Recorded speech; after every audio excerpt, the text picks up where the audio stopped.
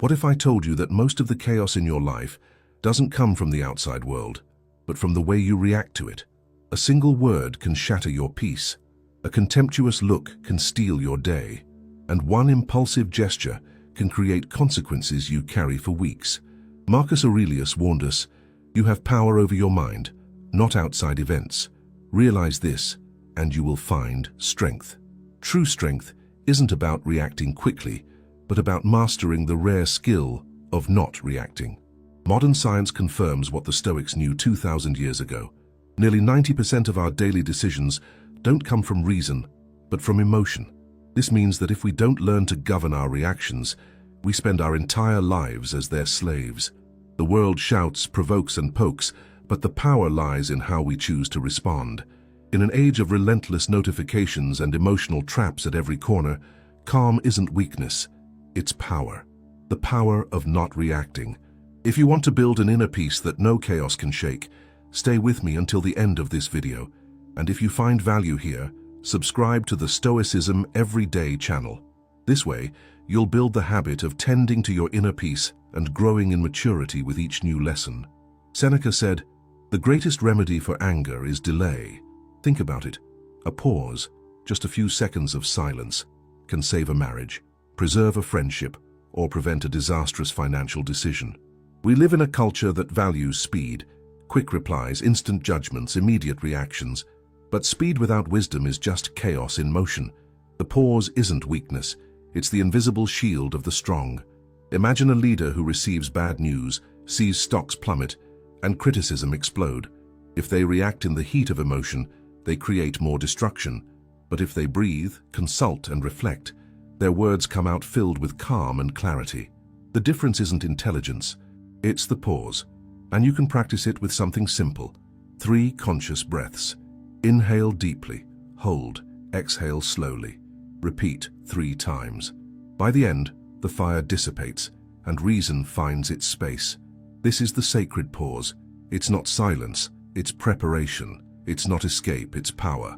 Every reaction is a reflection.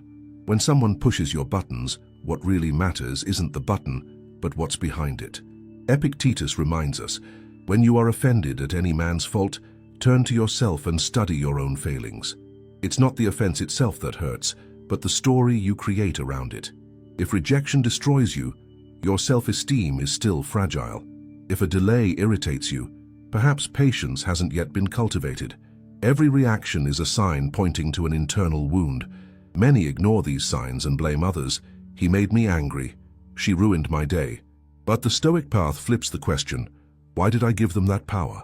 The next time you feel provoked, don't react immediately. Ask yourself, what am I feeling? Why do I feel this? What does this reaction reveal about me? In this way, every insult becomes a mirror. Every conflict becomes a classroom. As Marcus Aurelius said, if someone can prove me wrong, I will gladly change, for I seek the truth. The mirror of truth may not please you, but it will always set you free. Most people build their peace on fragile ground, money, status, comfort. But when these foundations crumble, their peace crumbles with them. The Stoics show us another way, to build peace like a fortress within ourselves, made of stones that nothing external can tear away. Marcus Aurelius wrote, "Men seek retreats for themselves in the country, by the sea, in the mountains, but peace is found within." Imagine a castle withstanding storms outside while the flame inside keeps burning. That can be your mind, if you build your fortress on values and principles, not on praise and fleeting gains. For this, 3 practices. First, discipline of thought. What you feed your mind shapes your life. Second, mastery of desire. The less you need, the freer you will be. Third, courage in the face of adversity. Peace is not the absence of fear, but the presence of strength. Epictetus sums it up. No man is free who is not master of himself. Your inner fortress is the shield against criticism, loss, and storms.